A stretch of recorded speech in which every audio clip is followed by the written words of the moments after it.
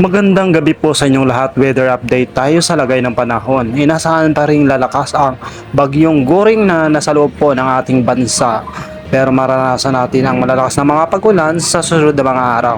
Makikita po natin sa ating data yung magiging track niya at isa namang LPA na nasa Pacific Ocean na posible namang pumasok ito sa loob ng PAR.